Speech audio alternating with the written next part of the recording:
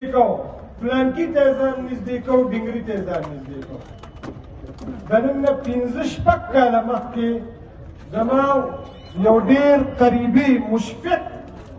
حضرت کې استاد دی او هغه راغی ما ته ټلیفون وکړ چې زه حضرت سره ملاوېږم دفتر کې کېناستو حضرت هم تشریف راوړه د هغه د خبرې لباب دا و چې زه قمر جاوید باجوه رالېږلې یم تا له ذمهداري در کوم او دا ذمهداري قبوله کړئ حضرت شیخ صاحب رحمت الله علیه هغه ته انکار وکړو په مختلفو طریقو سره او ویل چې زه مدرس یم زه تدریس کوم دلته کوم اکوړي کې کوم او زه درس زه نشم قربانولی هغه ورته معذره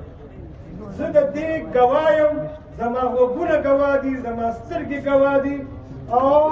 ما هغه خپل محترم استاد د دې لاس نه داسې ونیو زور مې ورکړ چې شیخ صاحب پرې نه دی کار خیر دی او دې زور پې ولګوه حضرت شیخ صاحب خو داسې شخصیت و چې سرکاري عهدو ته سرکاري مجالسو ته ترجیح نه ورکوله په خپل درس باندې زه یو ګیله کوم د دې ادارو نه چې هر کال به 3-4 ځله دا ادارو والا راتلل چې حضرت احتیاط کوه یو کس راغلی دی 2 کس راغلی دي عمر یې دومره دی د فلانکي ځای نه رالل ډنګري ځای نه رالل زه ګیله دا کوم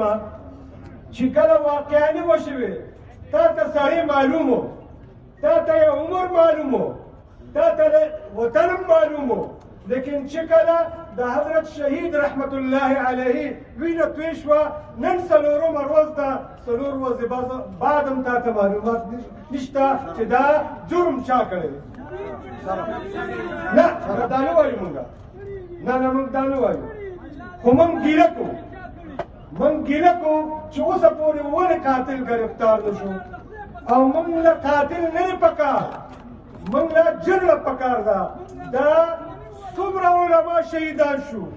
د څومره علماو وینې توی شوې په دې وطن کې نو زه دا خبره کوم چې حضرت شیخ صاحب رحمت الله علیه وینه پرې کړه ځان یې قربان کړ د 2 خبرو د وجې نه یو خو به وي اتقتلون رجلا ان یقول ربي الله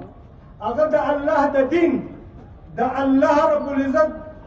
د دین او د رسول الله صلی الله علیه وسلم د شریعت پیغام او د الله د رسول صلی الله علیه وسلم حدیث کور ته رسوي یو جرم دا و چې د اسلام تبلیغ د اسلام د سربلندۍ لپاره به کوشش کوم او دویم جرم چې په کوم جرم باندې شهید شو هغه د پاکستان هغه تعریف و د پاکستان هغه عظمت و چې هغه د پاکستان عظمت بیان کړ د پاکستان شان بیان کړ د پاکستان خیر بیان کړ د پاکستان او د مسلمانانو په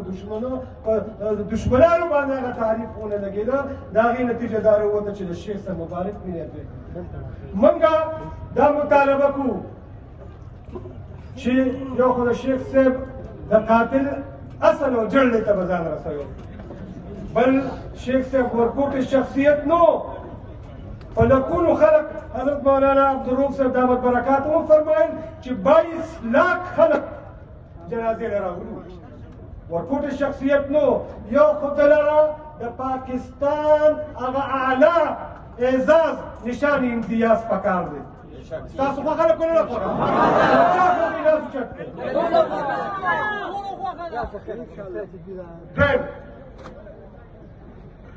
د حضرت شیخ صاحب چې کوم مشن و هغه مشن به انشاءالله نه پرېږدو هر یو بچی به هغه د شیخ ادریس جوړو او هغه د رسول الله صلی الله علیه وسلم احادیث په کور ته رسوي الله رب العزت ستاسو له ډېر خیر درکړي